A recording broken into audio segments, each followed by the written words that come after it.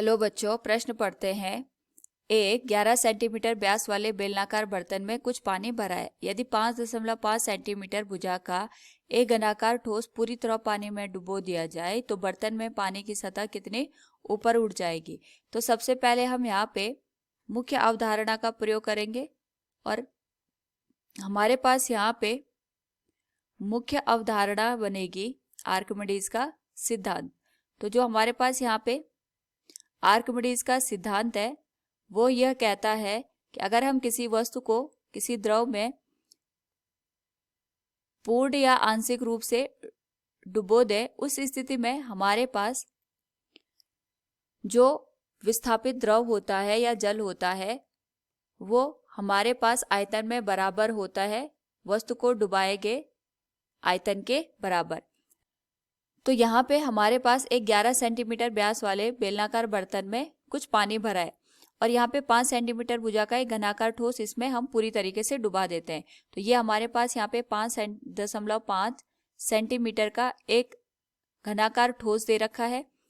तो जब हम इसको पूरी तरीके से इसमें डुबा देंगे तो यहाँ पे जो हमारे पास बेलनाकार बर्तन है उसमें जो पानी का स्तर होगा ये हमारे पास कुछ बदल जाएगा और यहाँ पे जितना यहाँ पे स्तर उठेगा पानी का वो हमारे पास आयतन में बराबर होगा इस डुबाए गए ठोस के बराबर। यानी अगर हम इसको यहाँ पे लिखे तो हमारे पास यहाँ पे विस्थापित पानी का आयतन बराबर हो जाएगा यहाँ पे डुबाए ठोस के आयतन के। तो यहाँ पे अगर हम बात करें तो ये हमारे पास पानी का स्तर रहा होगा और यहाँ पे हमने इसको पूरी तरीके से डुबा दिया।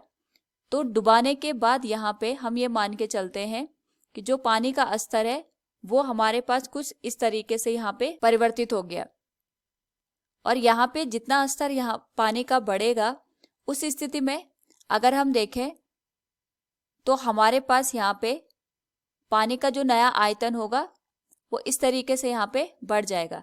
यानी पहला आयतन हमारे पास यहाँ तक था इस वाले पोर्शन तक, अब हमारे पास यहाँ पे इतना आयतन पानी का और बढ़ गया इतना। तो यहाँ पे जितना बढ़ा हुआ आयतन है द्रव का या विस्थापित आयतन है द्रव का वो बराबर होगा जितना हमने इसमें ये ठोस डाल रखा है इस ठोस के आयतन के। तो विस्थापित पानी का जो आयतन होगा अगर हम उसकी बात करें तो ये आएगा जितना यहाँ पे जो हमने बेलनाकार बर्तन लिया है उसका क्षेत्रफल गुणा इसकी ऊंचाई जितना हमने यहाँ पे पानी को विस्थापित किया है। तो हम इसकी ऊंचाई यहाँ पे h मान लेते हैं। डुबाए ठोस का आयतन, जो ठोस है हमारे पास वो घनाकार ठोस है तो घन का आयतन हमारे पास यहाँ पे डुबाए ठोस के आयतन के बराबर हो जाएगा। तो क्षेत्रफल को हम यहाँ पे लिख सकते हैं पाई गुणा त्रिज्या का वर्ग गुणा ऊंचाई और ठोस का घन होता है भुजा का वर्ग, भुजा का घन। भुजा हमें यहाँ पे 5.5 सेंटीमीटर दे रखी है तो हम इसका यहाँ पे घन कर देंगे। पाई गुणा जो हमारे पास बेलनाकार बर्तन है उसका व्यास 11 सेंटीमीटर है तो त्रिज्या हो जाएगी 11/2 का वर्ग गुणा ऊंचाई गुणा 5.5 गुणा 5.5 गुणा 5.5।